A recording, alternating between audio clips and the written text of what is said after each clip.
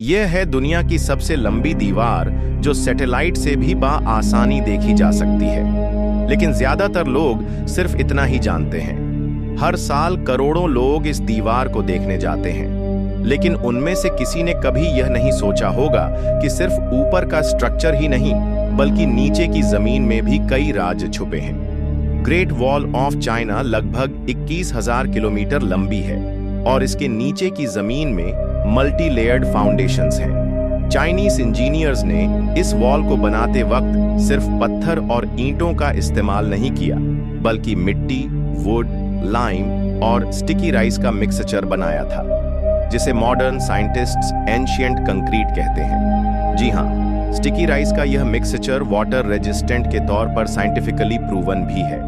Archaeological studies, specially ground penetrating radar surveys ने यह दिखाया है कि कुछ एरियाज में अंडरग्राउंड टनल्स और हिडन चैम्बर्स भी हैं। ये टनल्स मिलिट्री यूज के लिए बनाए गए थे। एंशिएंट चाइनीज आर्मी इन्हें सप्लाई चेन, ट्रैप सिस्टम्स और इमरजेंसी एस्केप रूट्स के लिए इस्तेमाल करती थी। एक और सरप्राइजिंग बात यह है कि कुछ जगहों पर वॉल के नीचे ह्यूमन रिमेन्स भी मिले हैं। यह उन वर्कर्स की लाशें हैं जो कंस्ट्रक्शन के दौरान मर गए थे। तरह सोचिए, टाइटैनिक के रैकेट से लोहे के इंजन मिले, फर्नीचर मिले, हत्ता के कुछ लेदर शूज भी मिल गए, लेकिन इंसानी हड्डियों का एक टुकड़ा भी नहीं मिल पाया। आखिर क्यों? हड्डी इतनी गहराई में डूबती है तो उस पर सॉफ्ट टिश्यू डिकम्पोजिशन का अमल फौरन शुरू हो जाता है। समंदरी मखलूक जैसे हैगफिश, एम्फीपॉड्स और डीप सी वर्म्स फ्लैश को कुछ हफ्तों में कंप्लीटली खत्म कर देते हैं। यहां आप सोच रहे होंगे कि फ्लैश तो चला गया, लेकिन हड्डियों का क्या हुआ? यहां भी समंदर ने अपना काम दिखाना शुरू किया। इंसानी हड्डी कैल्शियम फॉस्फेट से बनी होती है।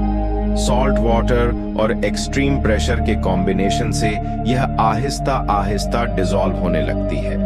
साइंटिफिक स्टडीज के मुताबिक डीप ओशन में बोन सरवाइव नहीं कर पाती, खासकर जब वहां एनारोबिक बैक्टीरिया भी हो जो हड्डी के अंदर तक घुसकर उसे खत्म कर देते हैं। 2004 में एक इंपॉर्टेंट ऑब्जर्वेशन सामने आई जिसमें देखा गया कि टाइटैनिक के पास कुछ लेदर शूज मिले हैं, मगर उन शूज में जिस्म का एक निशान भी नहीं बचा, सिर्फ शूज और उनका शेप मिट्टी में इम्प्रिंट था।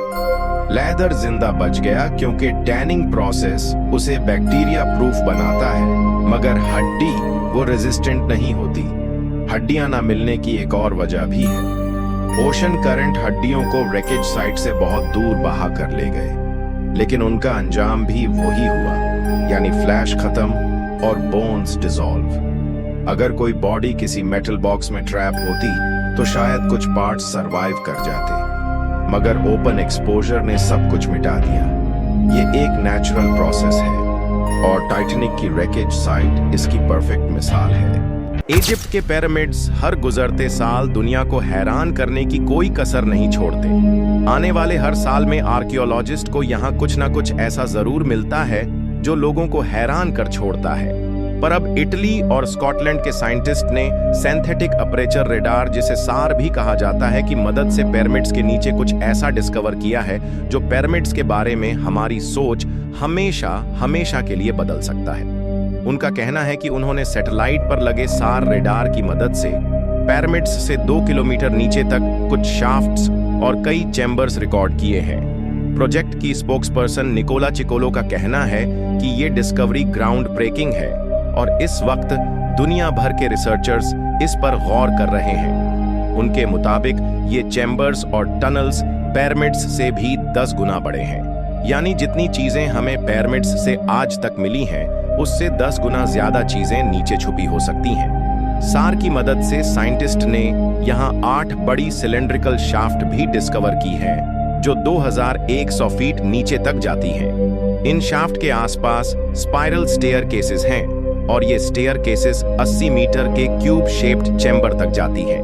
प्रोफेसर कोराडो मेलंगा का कहना है कि ये एक छोटी डिस्कवरी नहीं, बल्कि एक पूरी दुनिया है जो शायद पिरामिड्स के नीचे कभी बसा करती थी, किसी सीक्रेट अंडरग्राउंड सिटी की तरह।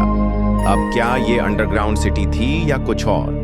ये भी हो सकता है कि ये वही जगह हो जहां हॉल ऑफ रिकॉर्ड्स छुपा है, वो एंशिएंट लाइब्रेरी जहां इजिप्शियन तालीमात और आफ्टर लाइफ के राज छुपे हैं। रिसर्चर्स ने पिरामिड के नीचे एक बहता हुआ पानी का एक्वाफर भी डिटेक्ट किया है, जो एक पुरानी नाइल रिवर ब्रांच से जाकर जुड़ता है। इटालियन और स्कॉटिश टीम्स ने ये स्कैन्स जमीन से 400 किलोमीटर ऊपर सैटेलाइट में लगे सार से ये जमीन के नीचे तक भी कुछ हद तक देख सकता है। इटालियन और स्कॉटिश साइंटिस्ट के इस हिला देने वाले दावे के बारे में साइंटिफिक कम्युनिटी का कहना है कि सार इतना एक्यूरेट नहीं हो सकता जितनी डिटेल में उन्होंने ये सब डिटेक्ट किया।